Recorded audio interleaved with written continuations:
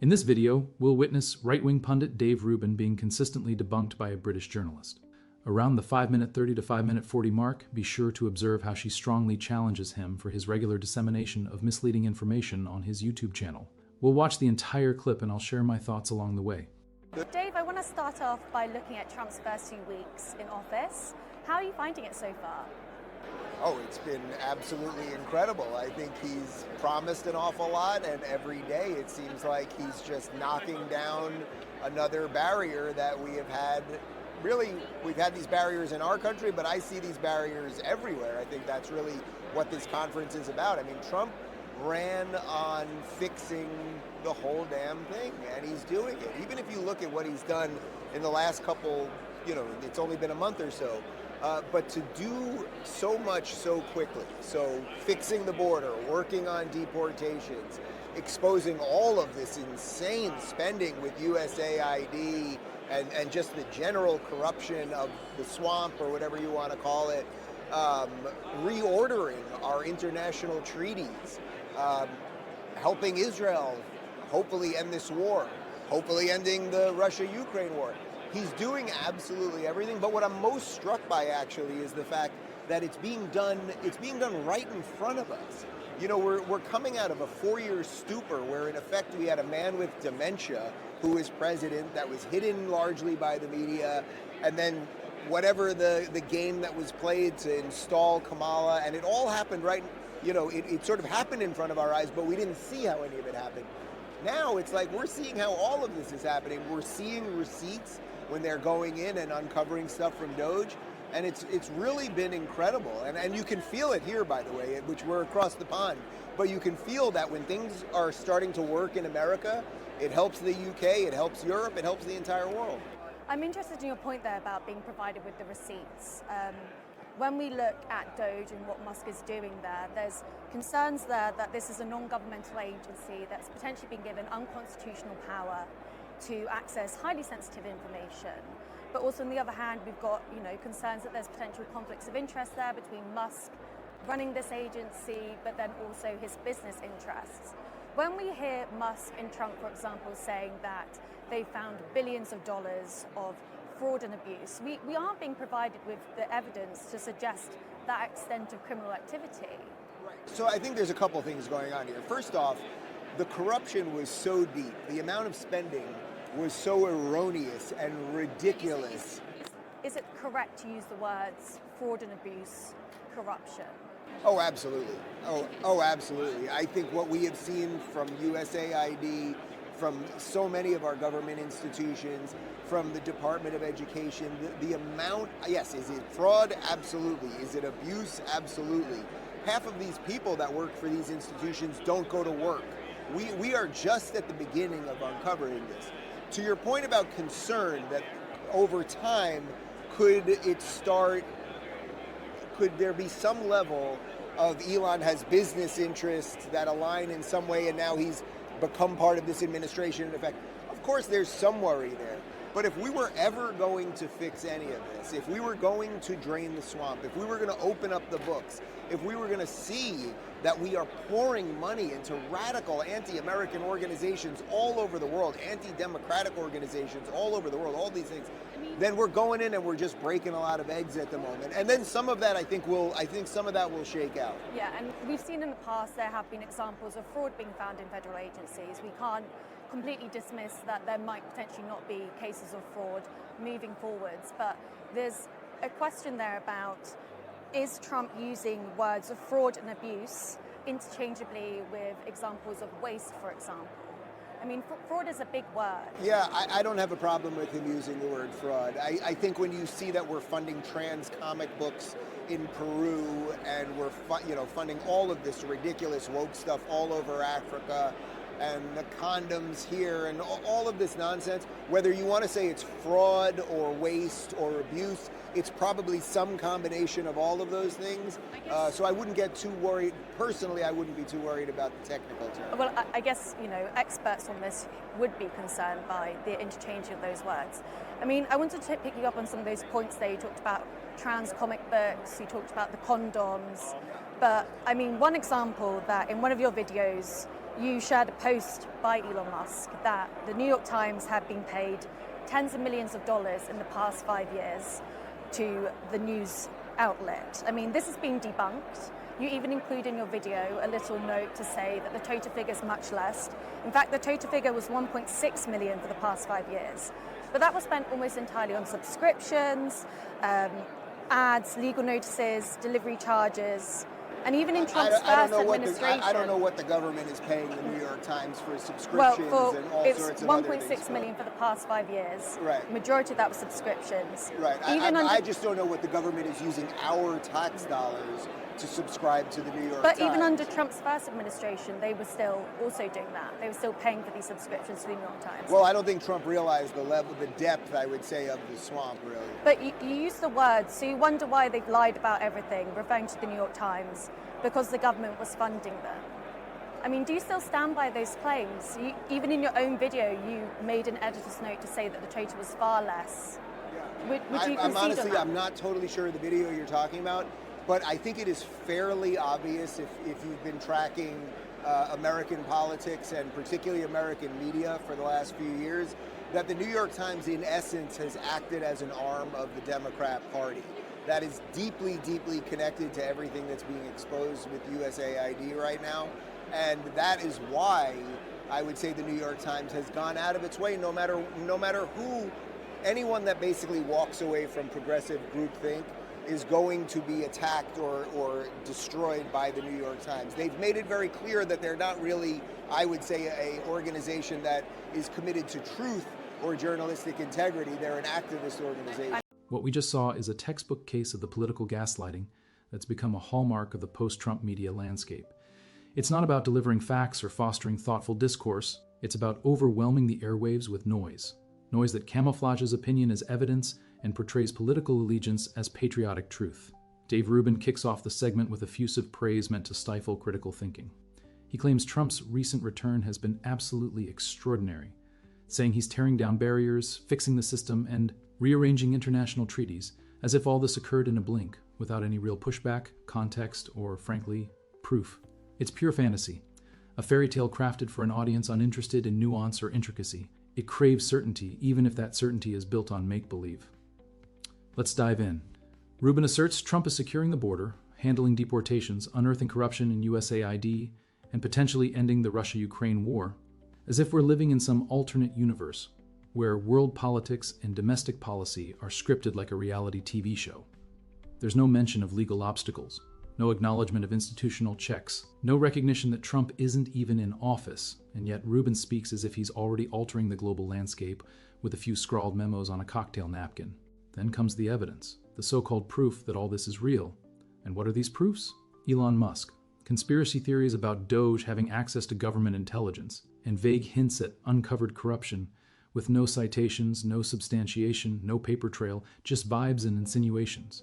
The most unsettling part isn't just the false information. It's the ease with which Rubin suggests that private billionaires like Musk should be trusted with highly sensitive government data. He even acknowledges concerns but quickly brushes them aside, essentially saying, sure, Elon might have huge conflicts of interest, but so what? He's one of the good guys, right? This is the authoritarian dream.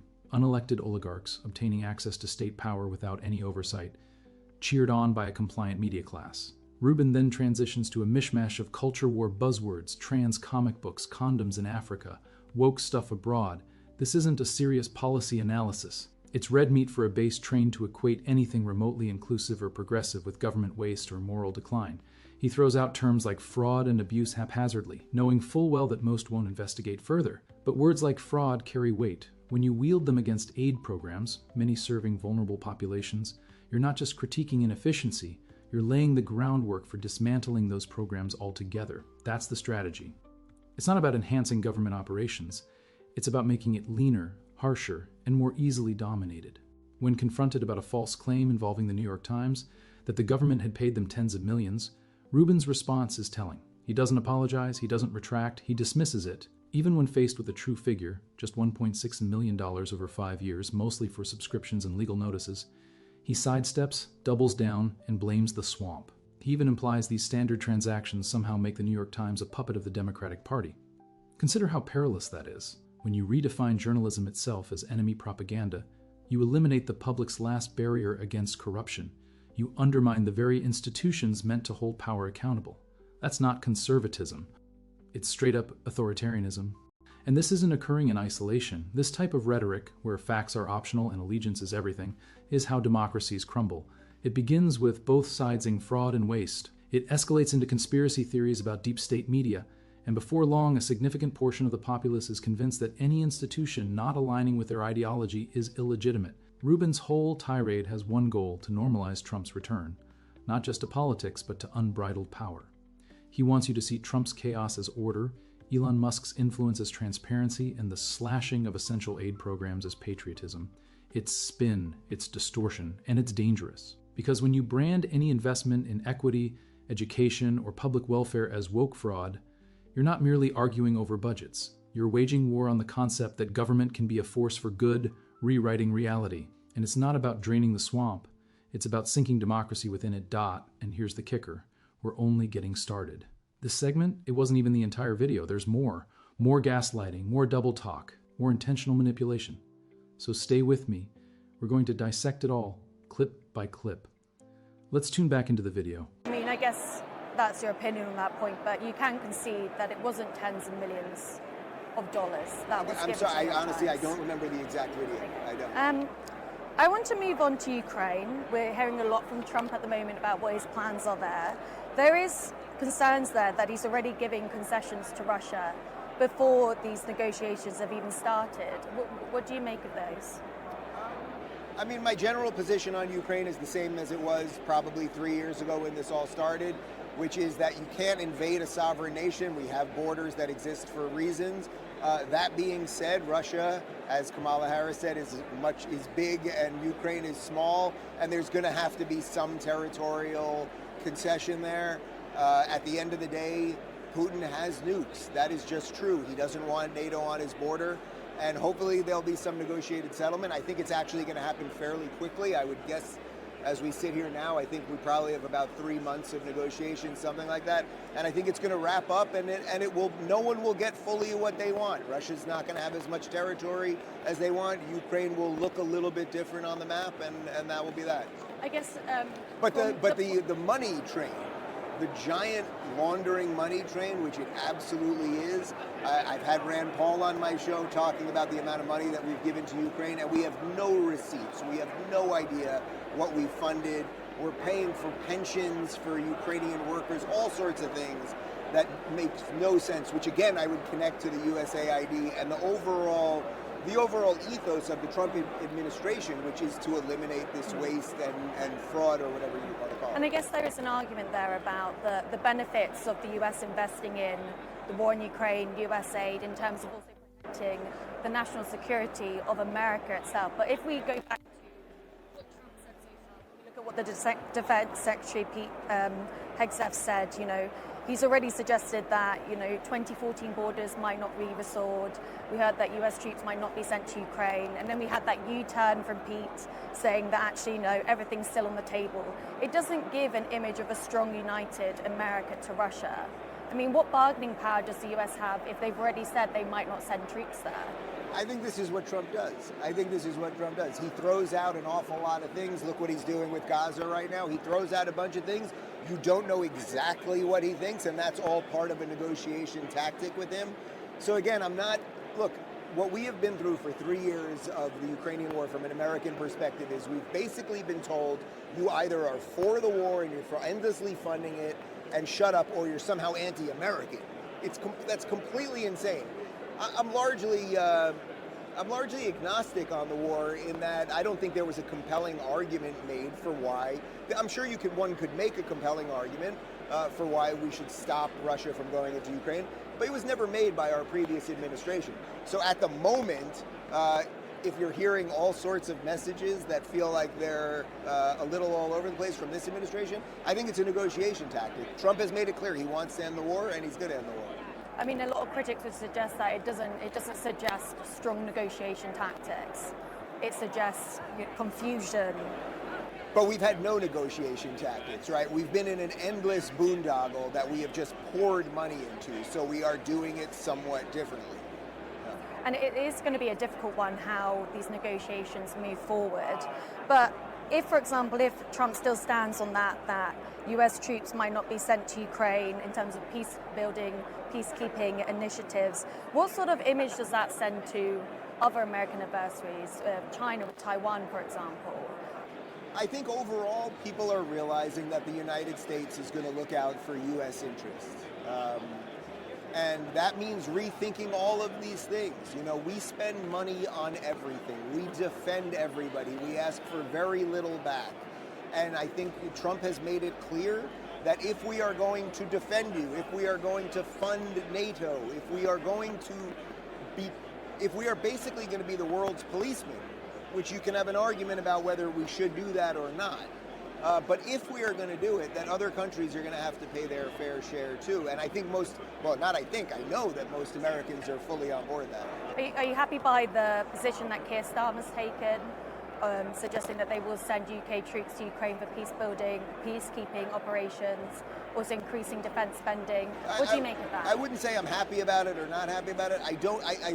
I would say that having been here in your country for a few days, the UK has seriously extraordinary problems to deal with, whether it's economically or culturally or in terms of immigration and everything else. So I don't know that the average British person should be that excited to have their troops defending someone else's border. They might want to consider defending their own border.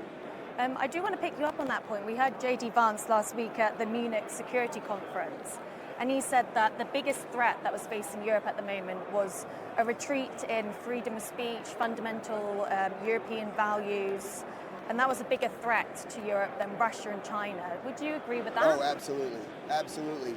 If our Western countries decide to commit hara-kiri, it'll be because they've done it to themselves. If we can't defend free speech, if we can't defend open discourse, if we can't make the argument, which this conference is about, by the way, which is that our democracies are good, that Western values are good, that individual rights are good. If we can't do that, then then whether China decides to invade us or destroy our currency or whatever might happen with Russia or Ukraine, that will all be secondary. The West needs a reboot. I would say we're having a very strong reboot right now in the United States. There is a feeling that we can fix these problems, fix our border, fix the economy, fix some of this foreign policy stuff, and I think we're going to see that now proliferate across the pond. I mean, J.D. Vance, he said that we may disagree with your views, but we will fight to defend your right to offer it in the public square. I mean, it's a bit ironic that he's saying that when, for example, Trump's denounced journalists as being the enemies of the people. He's threatened to revoke broadcasting licenses from some news channels. And even more recently, he blocked the Associated Press from attending the White House. Let's linger on Ukraine for a bit more, because what Dave Rubin says next reveals even more, not just in his words, but in his omissions. He strives to appear impartial, calling himself agnostic, suggesting he neither fully endorses the war effort nor stands against it. Yet this isn't true agnosticism, it's moral evasion masquerading as neutrality. This isn't new. Professing to be neutral allows one to dodge accountability while still amplifying the narratives that authoritarians use to excuse passivity, neglect, or worse, collusion. Rubin cites Rand Paul, well known for advocating cut everything, to echo a familiar far-right grievance, "Where's all the money going? Show us the receipts." But the issue is those receipts are documented. Aid to Ukraine has been monitored meticulously. Admittedly, some has gone to social services like pensions. You can't stabilize a nation in the throes of invasion without keeping its citizens alive and its institutions operational. That's not corruption, it's the beginning of recovery post-conflict. To Rubin, however, these essentials are merely ammunition for political battles. He manipulates aid distribution as alleged proof of fraud without evidence, ignoring the tangible strategic gains of U.S. support, containing Russian aggression, bolstering NATO, and upholding America's stature as a global leader. Meanwhile, he portrays Trump's jumbled contradictions as negotiation strategies, as though the former president's undermining of NATO and notion of troop withdrawals were part of some grand tactical play. It's not. It sends a clear message to both allies and foes that America's promises are as fickle as today's headlines. Truth is, Trump's foreign policy wasn't about strategy, it was about generating buzz, disrupting systems he didn't comprehend, blaming allies when convenient, and flattering dictators under the pretense of strength. That's not diplomacy, it's ego on an international tour. Rubin further suggests that the West is getting a reboot under Trump. But what sort of reboot is on offer? One where billionaires dictate U.S. muscle? Where facts are expendable and journalists are vilified as adversaries?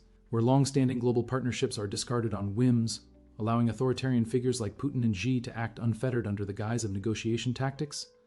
Then there's the hypocrisy over free speech. Rubin applauds J.D. Vance's sentiment, "We may disagree with your views, but we'll safeguard your right to voice them." Admirable words, yet hollow from a movement incessantly antagonistic to dissent. Under Trump, free speech didn't signify open dialogue, it meant shielding one's own voice while demonizing all others. Trump persistently sought to crush protests, silence media voices, and revoke licenses. He didn't merely criticize the press, he sought actively to stifle it. So when Rubin claims free speech as the pinnacle of Western ideals, honesty isn't part of the agenda, it's selectivity. They envision a world where their speech is inviolable, but yours, if critical of them, is branded fake news, woke, or treason. And herein lies the central challenge. Rubin's vision of America isn't democratic, it's hierarchical, a place where truth is malleable, power concentrated, and dissent labeled as danger. It's a perspective where complexity is erased, history weaponized, and everything is sorted into a binary pro-Trump or anti-American. So when he touts a reboot for America, consider this. Is policy being reset, or is democracy itself under revision? Strip away the showmanship, the cultural warfare rhetoric, and billionaire adulation, and what remains is a perilous worldview, one that doesn't just tolerate authoritarianism but celebrates it. This is why we must continue to call it out. We can't permit stealthy authoritarianism to slip in misrepresented as common sense and patriotism. History shows us the dire outcomes when complacency allows democracy to erode, cloaked as system repairs. This transcends party lines. It's about truth and challenging the normalization of deceit. Let's move forward because Rubin hasn't finished, and neither have we. Let's dive back into the video. Oh, I have no problem with any of those things. First off, I would say the mainstream media largely is the enemy. But is Trump defending people who have views that differ to his own? Or is he trying to clamp down? I mean, the AP doesn't automatically deserve to be in the White House forever. But should they be removed from it just because they're disputing over the renaming of the Gulf of Mexico? I think that there's been all sorts of news organizations that have been allowed into these White House press briefings and everything else that have been in dire negligence of what their actual job should be, which is to hold power to account and actually tell the truth, and they haven't done that. Now, if he was trying to close down the AP, if he was using the power of the state to literally he's threatened to revoke broadcasting licenses. I think that can be up for debate. If he was raiding their offices and making sure they couldn't do their work, that would be a bigger issue. But just saying you guys can't come into the White House press briefing room anymore, I mean, you also have to understand we're in an absolute technological revolution here too. So the amount of online people that are getting more views, that are actually in many cases doing a much better, more honest job of reporting than the AP, they deserve a shot too. But you agree that the Associated Press being removed from the White House, I don't have a problem with them being removed from the White House. There's a finite amount of room in there, and there's an awful lot of places of journalism. I mean, if we look at Trump, he's often seen as being the savior of American society, Western civilization. And when we look at sort of what defines those foundations in Western culture, we look at democracy, for example. I mean, is Trump that person who's upholding that? Free speech as well. I mean, if we see this, what he's saying about journalists denying the 2020 election results, is this a man that is upholding those values that he says he wants to make great again? Yeah, he is. I mean, I think if you look at the last 4 years, or you could look at the last decade of America, where we were told to sit down and shut up and be injected with something that the government decided to inject us with, or you were going to lose your job. Are you referring to the COVID vaccine? Yeah, of course. That you weren't allowed to question the COVID vaccine. You weren't allowed to question Anthony Fauci or any of these institutions. We have seen Russia hoaxes. We've seen very fine people hoaxes. We've seen Brett Kavanaugh as a serial rapist. I mean, I can go through the hoax after hoax, the Jussie Smollett hoax. So the media has failed absolutely at what its main job is. So Donald Trump doesn't owe it to any news organization to play footsie with them. Again, I'm not for the government coming in and shutting the offices of a certain news organization, but fighting back. He's representing the American people right now. The American people have had it. CNN is a propaganda outlet. The New York Times, I would say, is a propaganda outlet. I mean, propaganda outlet, it's a strong term. Yeah, well, I mean it. But what is it about them that makes them a propaganda outlet? CNN lied about the Russia hoax. CNN lied about COVID. And by the way, when I say CNN, we can include MSNBC in this. We can include the New York Times in this.